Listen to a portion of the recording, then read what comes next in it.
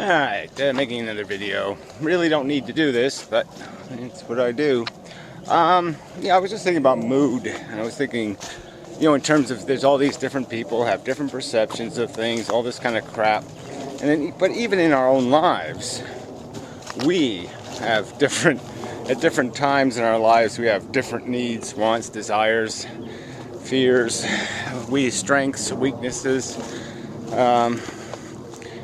Quite extreme in terms of the difference sometimes.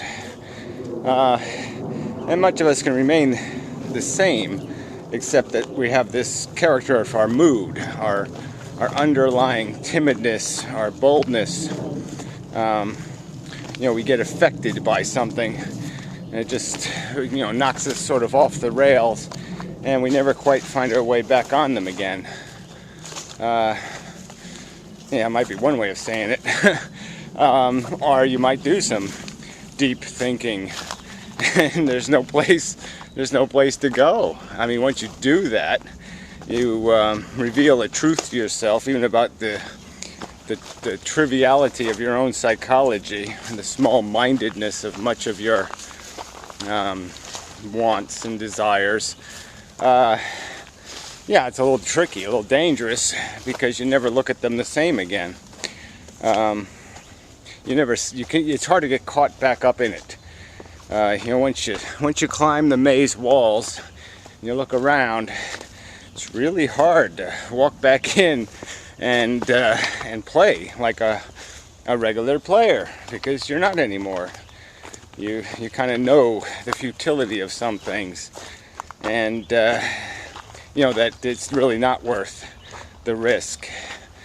And so, yeah, you might be, you're certainly not going to just step right into the shit, quite obviously. So you're not going to do the really dumb things anymore. You'll just recognize them for, oh, that's stupid, idiotic, drunk behavior. Yeah, I'll avoid that. So that usually goes nowhere. That's what I learned by climbing the walls and seeing it a few hundred times. That's fail all over the place. So yeah, I guess some people would call that growing up. But, that implies something. As if it's something everyone does. And everyone doesn't do it. And everybody does it quite differently. People grow up in different ways. They grow older, they grow wiser, quote unquote, in different ways. A different kind of wisdom, like there is any such thing. So anyway, but yeah, it's sort of a giveaway, just like religion. The fact that there's more than one God out there, and the books are of equal credibility, the story is of equal provability. It sort of indicates a fallibility.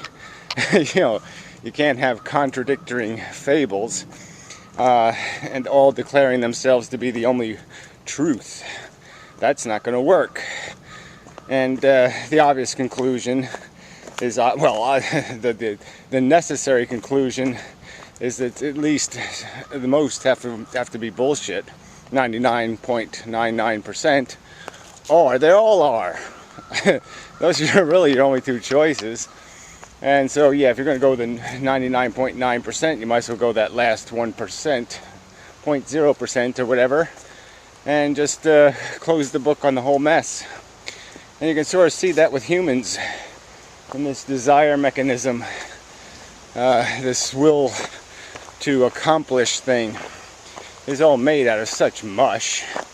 It's also mutable. It's a word I've used twice in one day. Spooky. You can screw with it. It's all kind of circumstantial. If you're feeling good and you're feeling strong and everything's okay with you in the world, you'll have a certain strength and passion that you might lose. Hey, pup. Hey.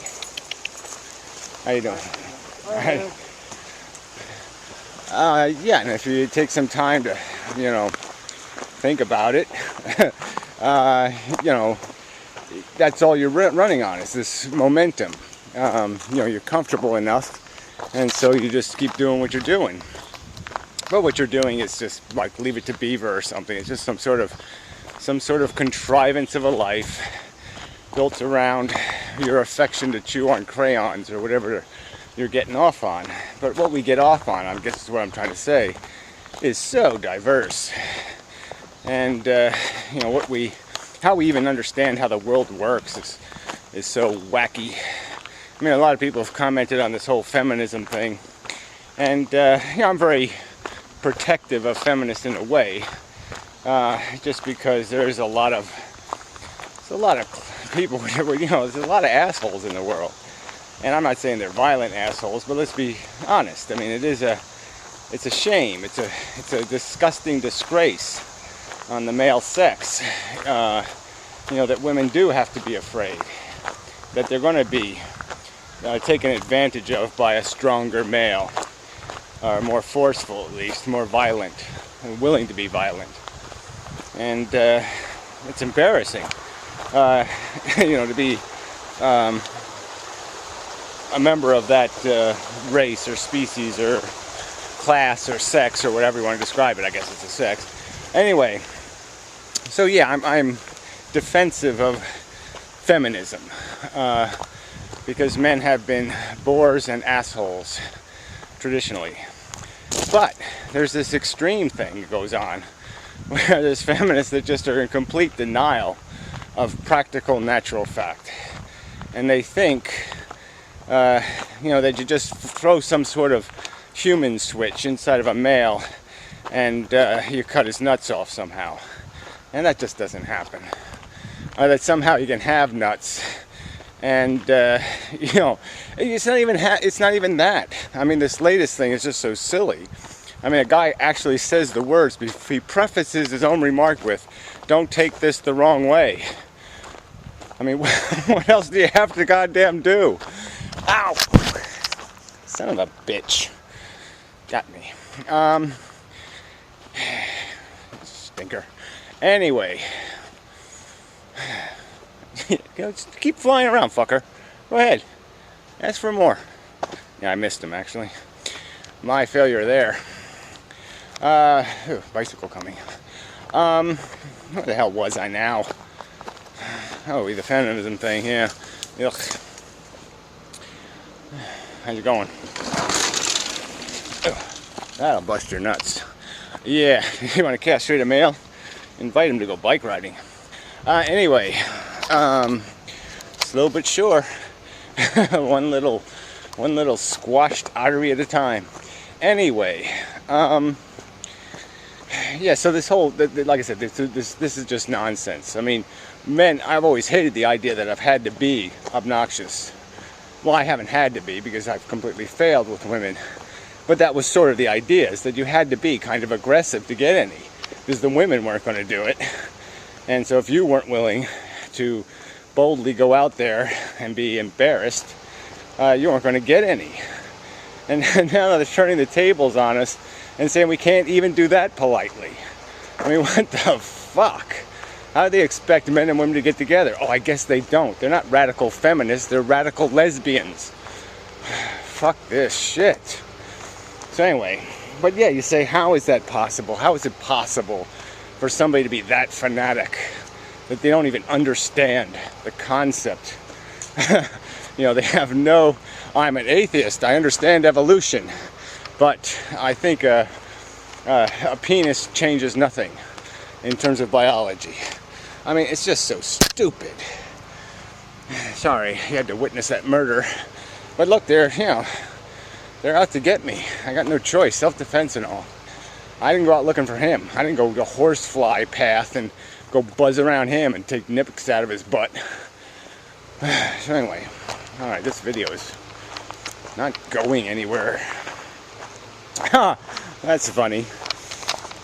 Yeah, anyway.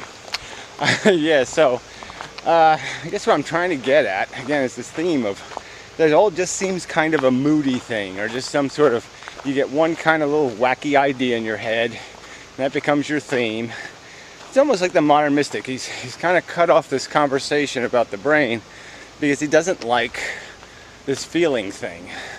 He doesn't like trying to, you know, my effort, what he would say is my effort to paste an importance or a meaning derived through it on top of the mechanism. And I mean, I've kind of honestly said I don't know how else to do it. I mean, I don't know how honestly to. It's like I don't think I'm forcing that. I just don't know how you let go of it. If you can explain to me how I find feelings to be unmeaningful, I'm all for it. But I don't think you can do that. I mean, it is a phenomenon that I think you have to concede does not exist in, non-neurologically bestowed organisms or things. And so you got to explain it. But anyway, I don't even want to get into that. But the whole point is that our machinery, our control device, brain, is preoccupied with bullshit. It is just chasing. And it thinks things are so fucking important. And you look back at it in hindsight and you say, oh, why was I obsessed with that? How could I be obsessed with that? And then even when you get burned, you're still like, yeah, but I'll do it again, and I'll do it again, and I'll do it again. You can't live without it, even when it's futile, even when you know it doesn't go anywhere. It's like you can't say no to trying. You keep trying to make it into something. Because the other choice is this thing we call failure, or losing. Who wants to be one of those? So we sort of set it up to be only one way to play the game. You can't go backwards. You can only go forwards. And, everybody's going to measure success based on how boldly and dramatically you do that forward thing. So yeah, what kind of risk you're willing to take for what kind of reward. Let me just think of mountain climbers and shit. People do motherfucking wacky things. And you're just like, for what? And if it's that inconceivable, we just got to concede that it's all arbitrary. Whether you're chasing women or chasing food or chasing a blue ribbon in a dog show or chasing a PhD, I don't know, chasing your first Lamborghini, whatever the fuck it is, it's all bullshit. It really is. It's just an illusion of value, projected into your little brain by a bunch of circumstantial deprivations. And, it's just, there is no solution to the problem because there is no happily ever after. You'll never get it and hold on to it. It'll always degrade. It'll always oxidize and rust and turn into shit. And that part will be harder to watch. It will be hard to endure the failure, the dismal end. Even when you get a car, remember my car, it did held pretty well. But after I had it like 5 years, I had to sell it. But it was already had a little rust line on it, because of a manufacturer defect in the trunk. But anyway, I was just watching those little tiny degrades were just so disturbing to watch it age. You hated that shit. Well, now I'm being depressing again. Sorry. But see, that's the other thing here, is all this goes nowhere. No one even wants to have a conversation. There's so few people interested in talking about the truth or reality or what we're doing here. They just want to talk about their mood, how wonderful everything is, how great it could be, and how much they hope and how much they wish, and what other kind of bullshit. And then the rest is all like spiritual mumbo jumbo to celebrate humanity and its progress and its wonderful whatever accomplishment of the cure for and the whatever. And it all means nothing in terms of it's all just a pointless game played for no good reason. Argue that. Yeah. So now I'm very depressed Ing. Yeah. Never mind. So anyway, that's what happens when you do a video without it. I didn't really have it in my head before I started, so it went sideways and such. Ooh, yeah, throw in some pleasant little stream imagery. Just is amazing. I mean, how dead this stream is compared to what it was when I was a kid. Very sad. Yep. Very sad. I should check the pH or something. I don't know. It's probably microbes or something. I don't know. I mean, everything's just dead. Dead, dead, dead. Yeah. So, I mean, it's good, I guess. But it's bad in the sense that it's change. I don't like change. Change sucks. Yeah, that's all I can say on that. So let's see if these roofer guys finished. See how much crap they left behind for Gary to clean up. Oh, they're still working. Diligent little fellows. Oh, maybe they'll come back tomorrow. Yeah, 2-day job, I guess. Huh.